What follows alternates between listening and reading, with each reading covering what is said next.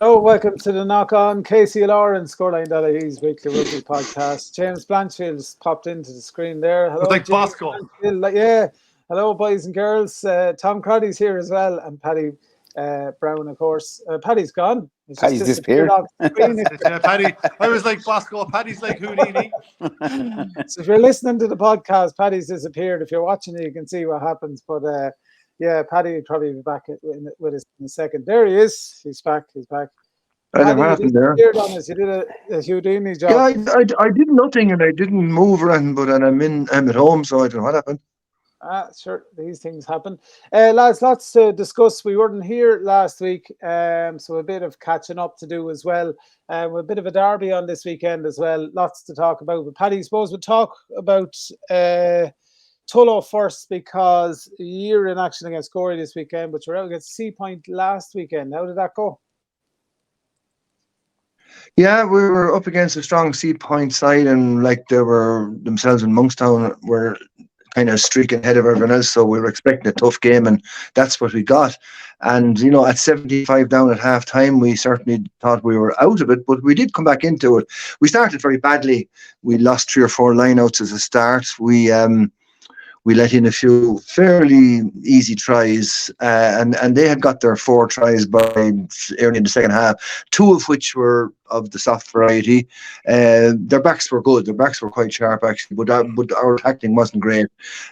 So we thought at that stage we were in trouble. But as the game went on, we got stronger, and our forwards took over, and we got 3 tries. A try from Corey Hughes in the first half, and a second one from Sean Hickey. And but the score was 75 at half time, and they still looked in a very comfortable. And we got a try then. After Sean Hickey's try, they went ahead and scored again, keeping that margin of 12 points. But then in the last 15, our forwards really did take over. Martin Cole went over for a real forwards try at the end of a maul, and there was only 5 points in it, and all of a sudden they looked in big trouble, and you'd know by their supporters on the line. They went very quiet, and they had a huge crowd down, and they seemed to be on a bit of a roll, but they had a big crowd down, but they went very quiet at this point anyway, and in fairness to them, they acknowledged that they were in trouble.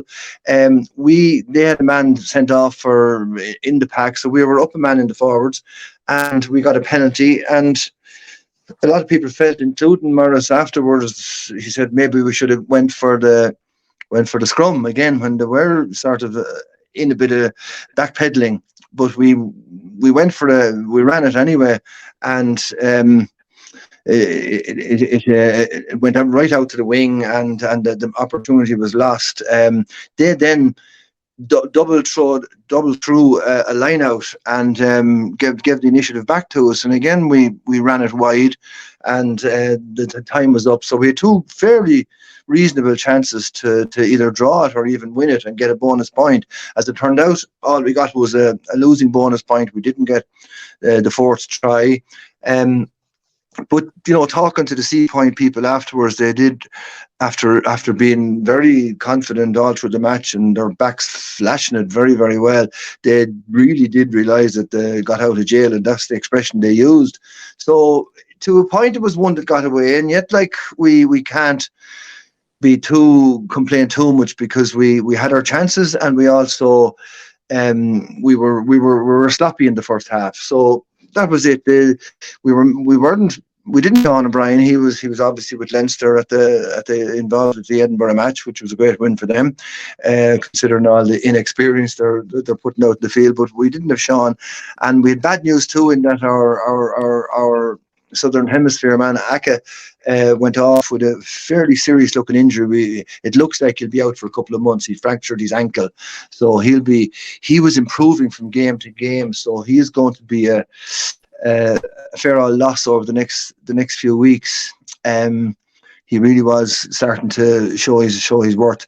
But we had a few other lads back, like Jack Hanlon was back, and Jack McDonald. So we are getting some of the lads back that we didn't have. Jordan Leyburn was back and came on as a hooker, a sub hooker. So we are kind of making up for some of the losses. So that was that. despite 2 losses in a row there, the Ashbourne the previous week, we are struggling, still staying around mid-table, which, you know, we the table is there's teams beating teams, and a bit like 1B.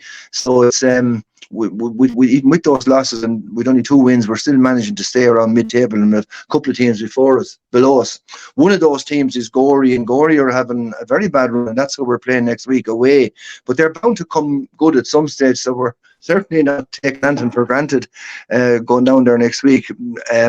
So that match is on tomorrow, Saturday. First and seconds are playing down there, and look, we'll be going all out for a win down there. But Gorey, giving their pedigree and their track record of the last few years, are bound to come good at fairly soon. They ran Wicklow fairly close last week, so they seem to be improving a little bit. So time will tell. Saturday is the big one there.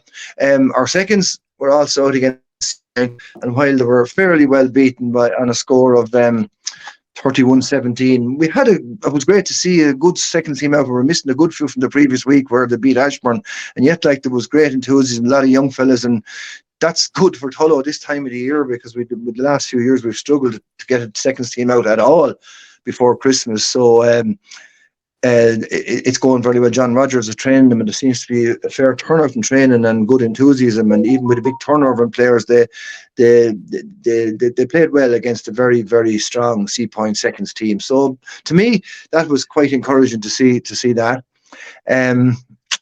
The other results then, our ladies had continued their winning streak. They had a 19-10 win over Blackrock, and I suppose there was one really standout there. That was 3 tries, and the 3 tries came from the great Alex O'Brien. So she's playing as well as ever at number 8, and she's a fabulous makes a fabulous contribution every time she goes out, and she's a great girl. So she's maintaining the O'Brien tradition there in the club. She's the best underage then at the week. Paddy. Well, that's what I keep telling her every time, especially if Sean or Willie are anywhere in the vicinity, because it's a bone of contention. But anyway, you're dead right, James. We'll keep telling her that anyway, and she enjoys hearing it too. But she's a great girl.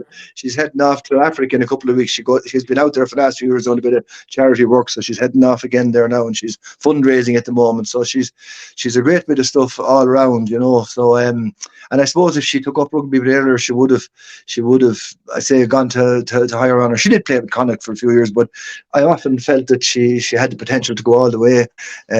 You know, maybe she didn't start young enough. I don't know. Anyway, that's the 3 senior teams and mixed results.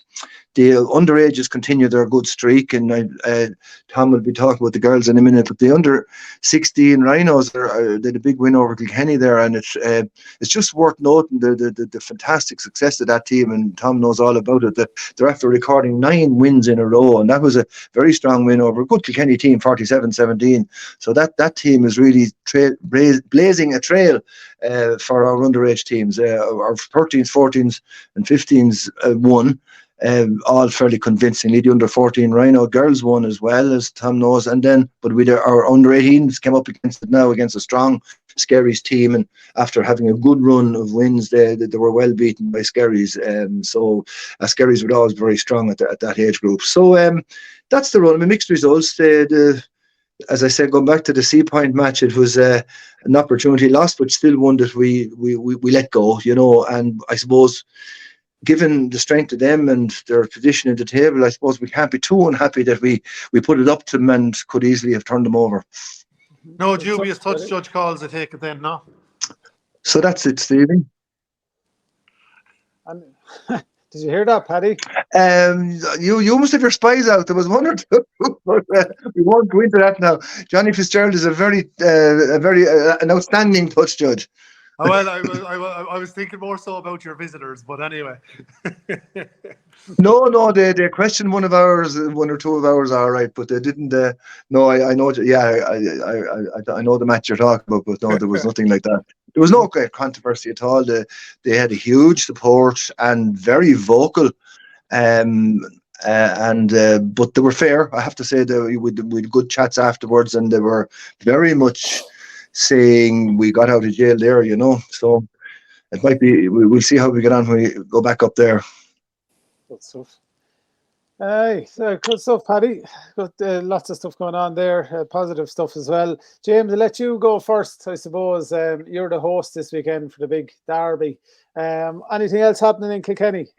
I know, look at the same old down here. Kind of disappointing weekend all round for the J1s, J2s and women's last week. The lads, Friday night starting with the women, like they went out with a strong side against Tallaght coming down, and they were leading the whole way through, and I think Tallaght just got in for a score and a conversion in the last play of the game to win it, and bit hard for the girls now. They were missing one or two players.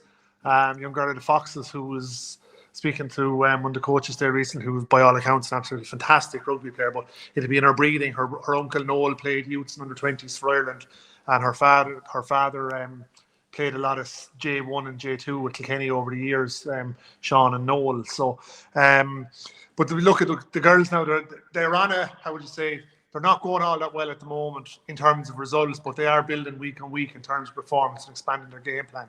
So, I think it's the age-old thing. Sometimes you just have to slow down to speed up, and that might be the case with the women at the moment. They're just trying to, rather than kind of, as I said a few times, trying to score off first phase play the whole time and trying to hit first centre and try to score off first centre. They're trying to build a game plan. So, I think the focus for the girls' rugby now with the women's, just has to be stay focused on building a game plan, building the basic skill set, and developing how they play. So they're disappointed. They lost, but the focus has to be just stay building.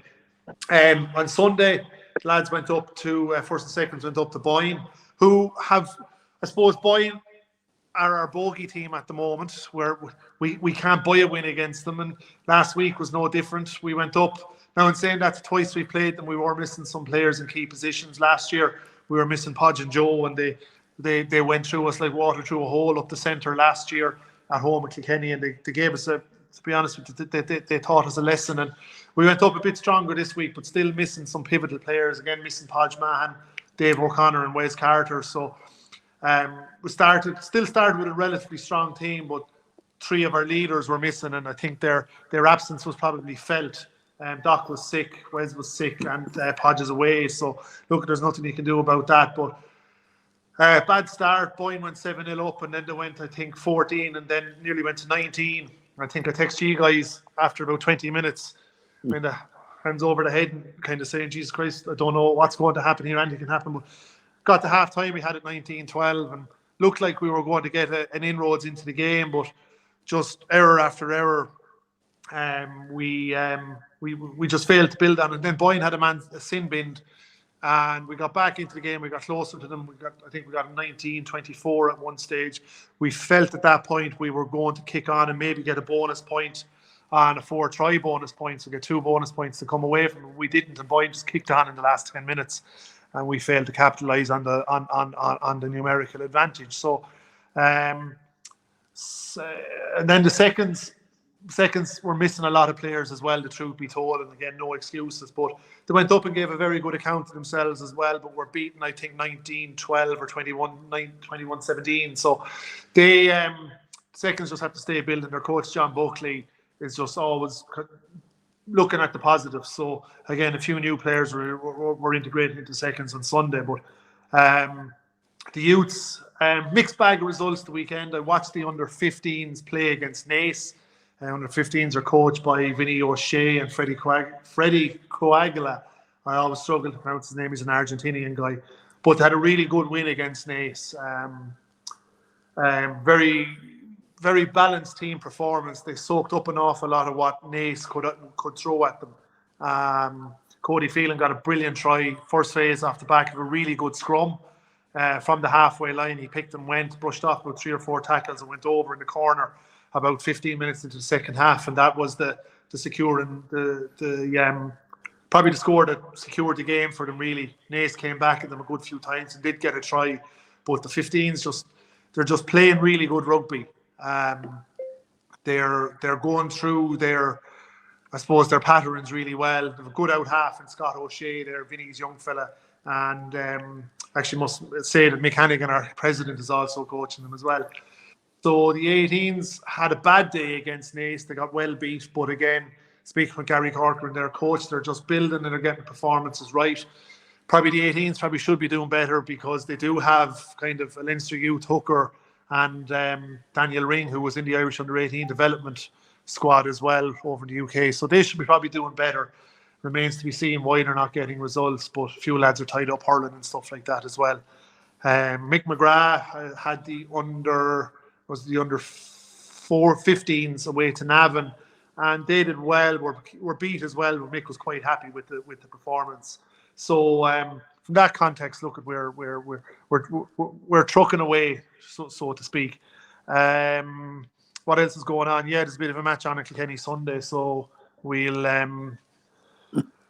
see what happens. You know, I mean, as I said at the beginning, there we're unsure what our selection is going to be at this point in time, and there's no bullshit going on there. It's straight up. We are unsure. A couple of guys are sick, so we'll just have to build. Good point is Wes Carter is definitely back anyway this week, so his brains and his thought process, just how he thinks on the pitch, is different. So we're looking forward to it. But look, we're under absolutely no illusions to what Carlow are going to bring down. Anytime we play Carlow, we always know what we're going to get. And I think Tom will always say it as well. Like, I mean, when the Carlow lads underperform, they know they're underperforming and they're very disappointed in that. And it's rare that the Carlow pack don't perform. So from that perspective, we know we're coming down. But out the back, they're quite good as well. And we've heard Tom talk in the last few weeks. Richard White has been going very, very well for them. His own two lads in there as well. So it's going to be an interesting game. But I'm being genuine when we say we just don't know. We don't know what we have yet in terms of our starting 15. But it's going to be an interesting game. We played 6 weeks ago in the Southeast League. Was it, Tom, 6 or 7 weeks ago? No, it is, yeah. And it was a cracking game. Like, it was a horrible game, but it was just two teams just bounced off each other for 80 minutes. So look, a lot of sore bodies after that day. Pardon? There was a lot of sore bodies after that day, with two put together sides, but it was a great game and a bit of crack down below as well. Hopefully the weather's a bit better now, you know. But yeah, look, hopefully so. It's just all to play for. Like, I mean, from our perspective, just speaking to someone on the phone there the other day, like, we can't really afford to lose another game now. You know, we're after losing 2. We can't afford to lose another game if we have any ambitions of winning the league. Now, look, if there's more at play as well, do we have ambitions of winning the league? Do we want to go back up to 1B, 1A? Are we ready for 1A? Do we need to go back into a building process? All those kind of, how would I say, bar counter conversations are being had. But look, we can't count any chickens before the egg hatches, and we can only tackle what's in front of us. And this Sunday is going to be a tough game. But I feel that if we lose one more game, particularly a home match, we can say goodbye to a potential chance of winning the league, because Kildare are probably slipping away there a little bit. They're getting a good run of results, but they haven't been playing either much quality either, you know. But still to beat a tie, I suppose. So look, it remains to be seen, but we're looking forward to it anyway. Seconds as well. Hopefully they'll be back up on numbers this week, and Carlow are seen to be the form team in the seconds league. So, you know, all the pressure's on us. Now, Tom, any mind games there to add into that? I have a Twitter account set up as well, Tom. I'll start to tweet me off some Shrouded or some pseudonym there later on tonight. Oh, lads, I don't know. It's going to be great fun. Yeah, well, I suppose I start with the J1s first. We travelled away to Dundalk. We kind of knew going up that it'll be a tough game. It's never any other way when you head up there. Dundalk are never easy at home.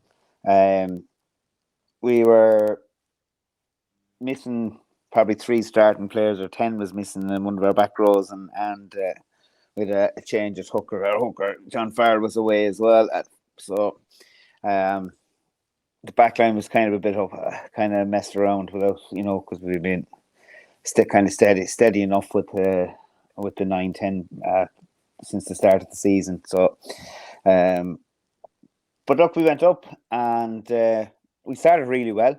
Yeah, played all the rugby. We got breakaway try, missed the conversion. It was 5-0. We were playing all the rugby, and then Dundalk got down into our half and stayed in our 22, I would say, for about the next quarter of an hour. Just kept hopping off. Our lineouts were very good. Our defensive lineup was good. Our defense was good. Richie was at 10, so he gave us a lot of bombs to get us back out of there. But we ended just kind of, we kind of got bogged down in that in our 22 for so long. Just not performing. Even though at the start of the game we really were playing on the rugby. Our hands were good. We looked like, there was plenty of offloads. Our lines of running were quite good, but then just the finer details in it. Just little simple mistakes all the time. A couple of turnovers, a couple of penalties we got turned over on penalties. Just silly little things, an odd pick and go when we probably shouldn't have picked and go, in a ruck, just kind of picking and going, and then being isolated and giving away a penalty. And look, they kicked into the corner a couple of times, and other years it would have been guaranteed that they would have mauled in a try, but we held them out. We held out their maul twice down there. Then they got back up. We got back up the field. We did quite well. We got a line out in there 22. Got the line out perfectly, and again, it probably was the 10% upstairs was causing us the problem, more so than what we were doing. It's that little finer detail. We probably flashed the ball a bit too quick, and maybe a pass wasn't as good as it should have been. Just simple little things, and all of a sudden there was a turnover. They got the ball, and we just kind of got caught short-footed, and our centre had to turn to tackle, but slipped, and they just had a breakaway. In fairness to them, they had four lads supported each other. Interpassed, we made a couple of tackles, and they went in under the post, and it was 7-5. Then changed the second half. They got a penalty, and it was 10-5. We still weren't panicking. There's loads and loads of time, and we were doing a lot of things right. We stopped their we took ball off them and in their line out. A couple of times on our own line, we took the ball. Just as I say, it's probably the finer details. If they had clicked, we definitely would have beaten them. But they kept going, and right at the end, then Liam Slater came on. Richie went off, and Liam Slater came on. Fresh legs at out half, and just we kind of probably speeded up the ball a little bit. But we did a lot of phases within about the last 3 minutes of the game, and there was no drop balls, there was no silly stuff, and we got Johnny Crosley got in for a fantastic try, but it was right in the corner, and Liam just barely missed the conversion. So look, the lads were really disappointed. Jesus, you swear, when we went into the dressing rooms afterwards, like, you swear to God we lost the game. It was dead. They were really pissed, but at the end of the day, to come away from Dundalk with 2 points, last season I have a funny feeling last season we wouldn't have got those 2 points.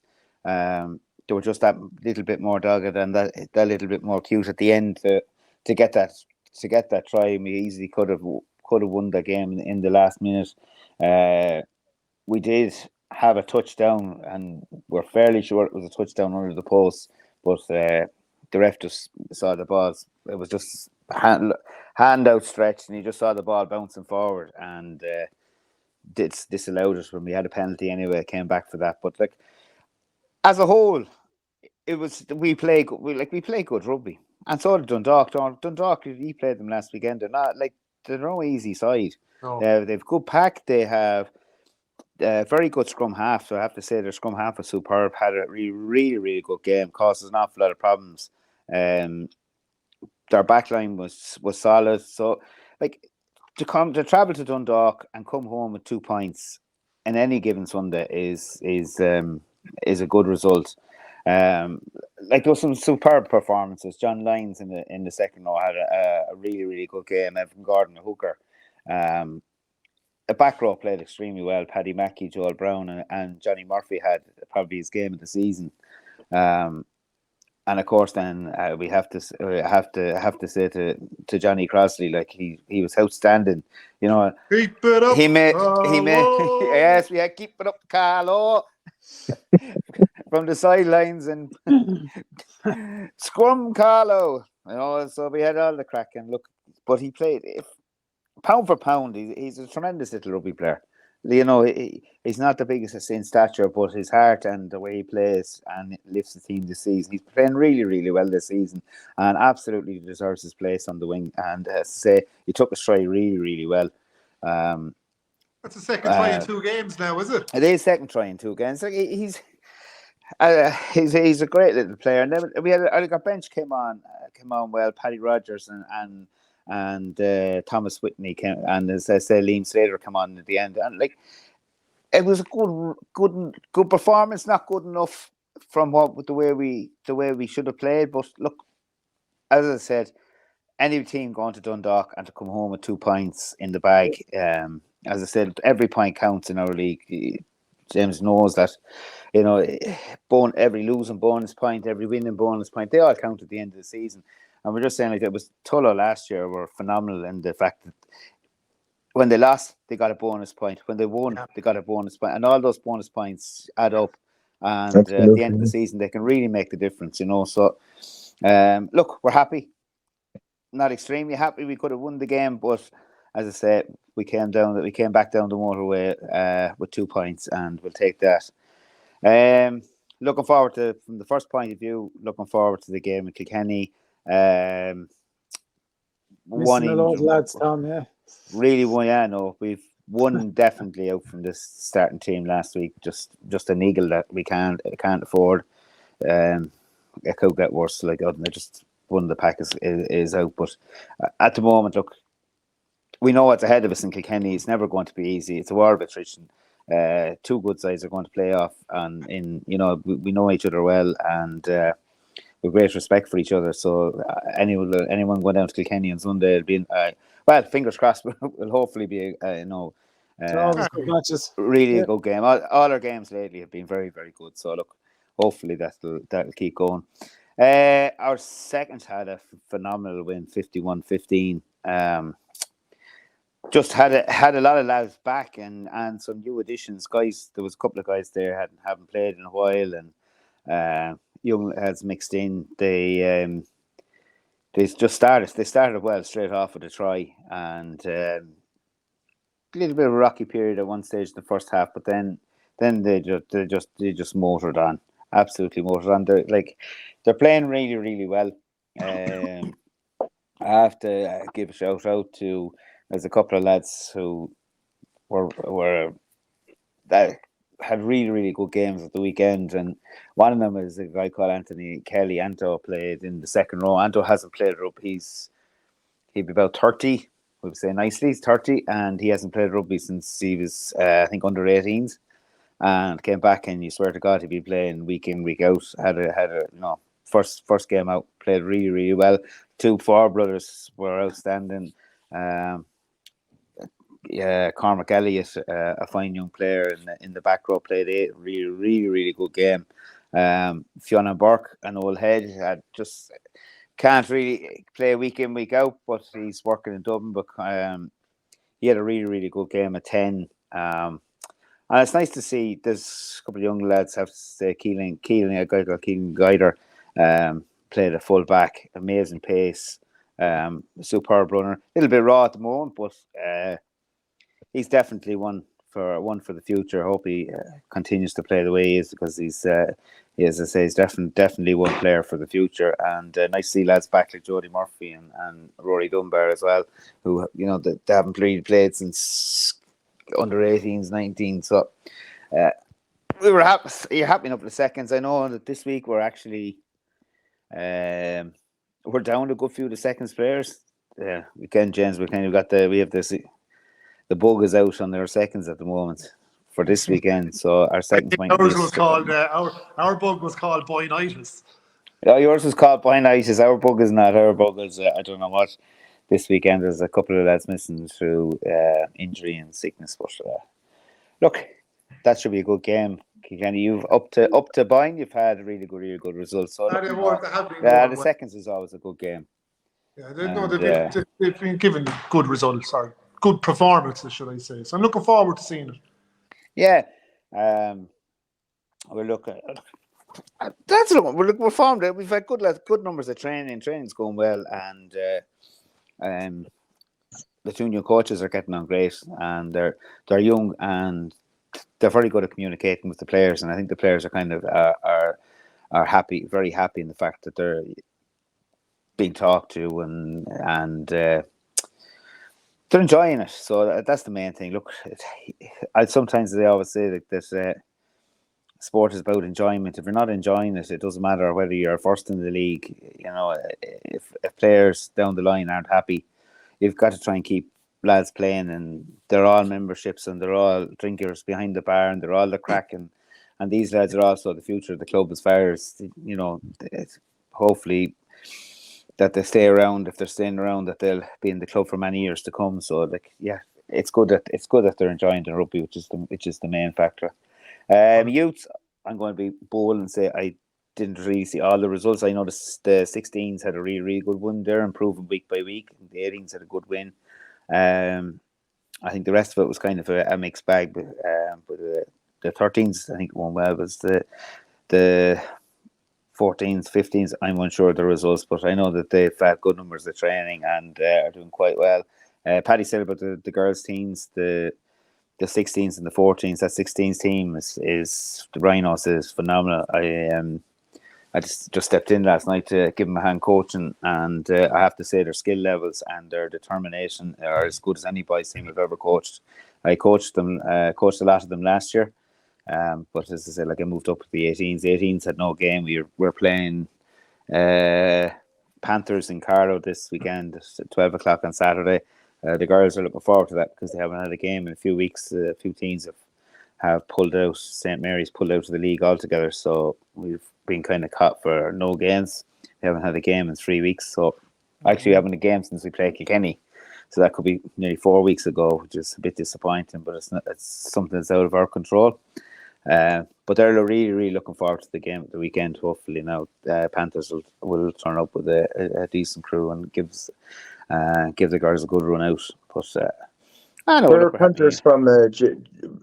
Tom, where are Panthers from? I am not sure. There's so many of them, Paddy, going on in Dublin. They could be Satonians and someone else. I'm not sure. There's a lot of mixed groups in Dublin. But it's actually the Dublin teams. It's terrible to say this. A lot of the Dublin teams are haven't really the girls' teams coming through.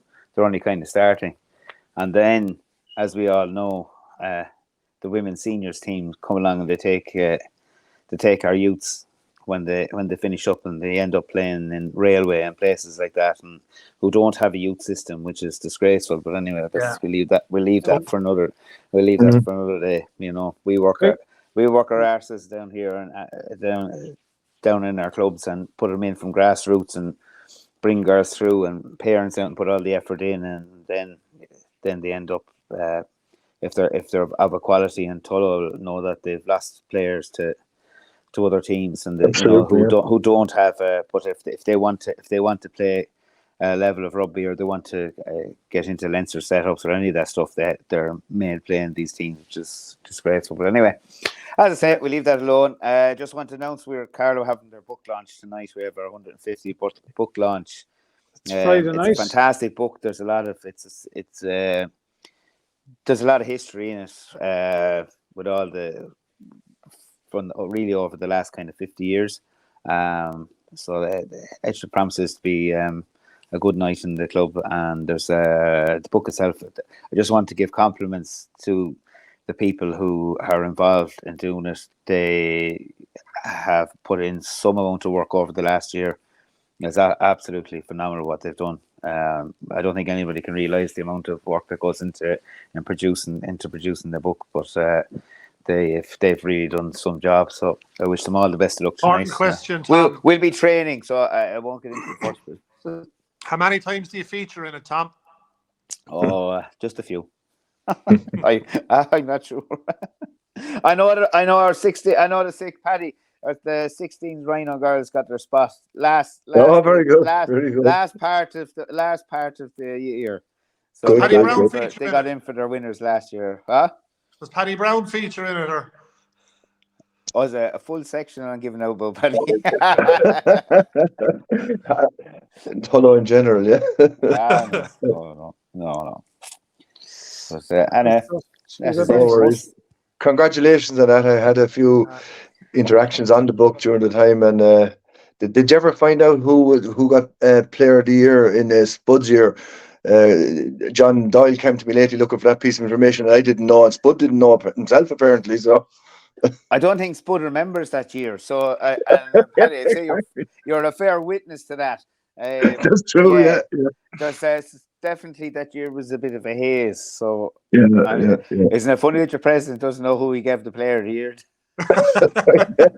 Yeah, like you only have your club man of the year and your player of the year to remember. If you can't remember them two, there's something definitely wrong. Yeah, the word haze is appropriate. All right, I'd say. Bit of crack. Yeah. Those are the days. Absolutely. Anything else, gentlemen? No, all quiet apart from Leinster, that. Not happening not happening on that front recently, isn't there? Leinster bringing back their big guns on Sunday now, which is good to see. Yeah, it's Friday the 10th that we're recording this, folks. Yeah, so the team was announced today. There's a couple of hot shots back on the team. Yeah, the World Cup Dan Sheehan captain. Yeah, and so I can't remember the team off the top of my head, but there's a couple of Ross Byrne is at out half. Jimmy O'Brien is back, and Joe It's McCarthy 5 internationals back, isn't it? Yeah. That's what I heard on the radio. That's what they want. You know, once it's approved and given the thumbs up, sure, they're mad to get back out in the field after everything like that. I have the team here. So Jack Boyle, Dan Sheehan and Thomas Clarkson. Joe McCarthy's back, second row. Jason Jenkins. Ryan Baird is back. Then you Will Connors and James Culhan. And then Ben Murphy and Ross Byrne are the half-backs. Jimmy O'Brien is there. Charlie Natai, Jamie Osborne, Tommy O'Brien and Kieran Frawley. And a couple of lads on the bench. Ala Latoa is on the bench. And Scott Penny, Harry Byrne, Russell Byrne and Deegan and a couple of those lads. So, yeah, good team. Good team. I know, right team. Dragons, Yeah. Loads to come back. Great seeing the lads back. You'd have to feel sorry now, and just as though I'm moving south, but for Andrew Conway, like a chap 30 years of age. Absolutely. Oh, yeah. 150 caps for Munster in 9 seasons. 50 tries. It was 9 seasons in Munster. Yeah, he joined Munster into 13-14 season. Wow, Jenny. On a 1-year contract. So, he went down there and, it seems like he's been around forever because he had such an incredible schools career. He was the big thing out of Black Rock. If you remember back when he was there, it was in 2011, he captained them to a senior cup and he was going to be the big thing. And I remember when he went to Munster, a lot of Leinster supporters were unhappy about it. And he turned out, realistically, in my mind, to be probably one of the most consistent players Munster have had, and probably didn't get the kudos he deserved until recently, really. Since that try against Toulouse was probably the one that opened it up for him. But 150 tries or 50 tries in 150 games is a fair stat. Yeah. That was the try. That was the try I was there and never saw because I was in the terrace and the ball went up. We were down, and the ball went up along the sideline, and then there was a big brawl in the front, big brawl in the back, and next minute there was pint glasses going up in the air, and we were all shouting, and then I turned around and said, "What happened?"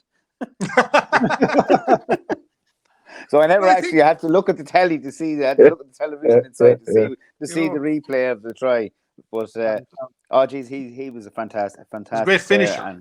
And probably if Munster had better coaches and a different setup during the years, he probably might have been a little bit more successful if they had their. Agree. If they had if their back line was firing a bit better over the years, he might have stood a better chance. But he phenomenal. He's a huge loss to them. Yeah, Yeah, huge no, loss. he is. Great. Apparently, Yeah. the contract is going to this. It's going to Ali Yeager by all accounts. Which is probably something who Munster really needed another tight head at this point. He was exactly what Munster needed, and he's Irish qualified too. He went to school in Newbridge, didn't he? That's right. Yeah, he's from Naas. Yeah. Originally, he was born in London, but his father was a Dutchman who moved over here to coach a bit. He had played water polo for Holland, I think, but he's a big unit, isn't he? He's 21 stone, I think. 21 stone, 6'3" of a tight head, you know, and he can't. He can play ball. I mean, coming from the Crusaders, he'll probably fit well into the new Munster philosophy that's been there, with Prendergast and Mossy Lawler and these lads. And you know, I think it can only be a positive. But I think if Munster are to lose their 2 second rows at the end of the year, which is looking very likely, I think something's going to. I think the IRFU will have to stump up and do something to allow them keep at least John Klein, because it's not Munster's fault that Ireland didn't pick him, you know. No, absolutely. Yeah, that's the NIQ rule is going to. Yeah. Well, he is NIQ, but he's not anymore, if that makes sense. No, he was IQ, and now he's not. Yeah. You know, it's a weird one. Munster have a second row, and John Klein that wants to stay in Ireland and has a life built in Limerick for himself. I think that's what he said a few weeks ago. And, you know, if they lose him, I think it'll be a tragedy, you know, but then again, if he can't play for the national team, he's holding back a guy like Tom Ahern. And looking at Munster last week with Edwin Edagobo and Tom Ahern, you have to say Edagobo is going to be the future. He's some bit of gear. Yeah. Some dude, isn't he? He is. Yeah. Absolutely. He has it all, yeah. You know, and then Joey Carberry gone for a long term. You know, I think it's going to be an interesting few weeks for Munster, I think, to see what contracts happens regarding contracts and stuff like that. But Yeah. And they're short. Tonight's a big test for them. Well. it is, but the good thing is they're trying young fellas. I really admire Graham Roundtree from that front. If they're good enough, they're old enough. He's landing them in and giving them a shot. Yeah. And look, it's been a proven point from Leinster for so long that you have to give these guys a chance. And you won't gain players out, you know, especially when lads are caught between, and I think more so on Munster because they don't have the same school system and that Leinster have, as well as the club system. The lads are fighting between GAA and that, but you've seen a couple of really good GAA players switching over to just picking the academy over playing football or hurling. So if they want to continue doing that, they have to be successful, and young lads have to see that they have a chance. You know, so it's a Ben O'Connor, I think, is also getting he's getting another chance this weekend. He's on the bench. So it's great to see young fellas coming through. We've been watching it for years in Leinster, and it's nothing nicer than to. And I think it's one of the nice things about the URC. People give out sometimes about the URC, but it's a nice thing about it that you can go to a game and you're seeing young fellas coming through, and then you see them in 10 years' time and they're playing for Ireland, or they're starting for their province week in, week out. I remember going to one of the first games I saw Conor Murray playing, and there's a lot more like that.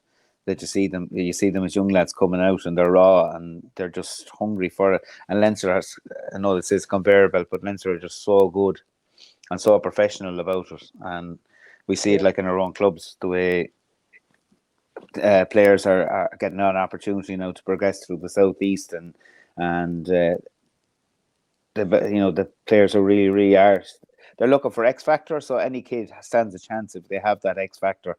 I was at a meeting the other night, and we had Adam Griggs was there, and he was just explaining the whole system of where they're coming from, and it was amazing to listen to and to see, that lads do have a chance. And it's not just the guy who's good at the line out or a good scrummage or a good this.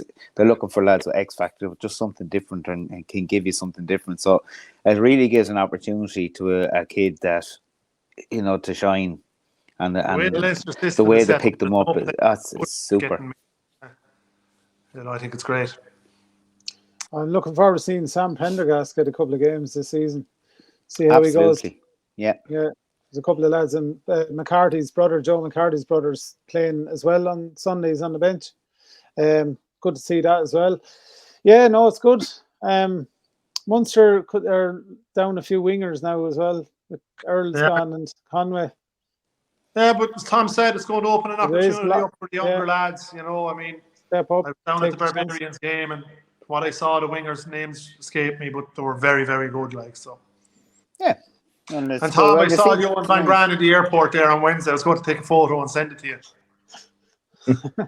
James, when I saw you putting that into the group, I just had nightmare visions of.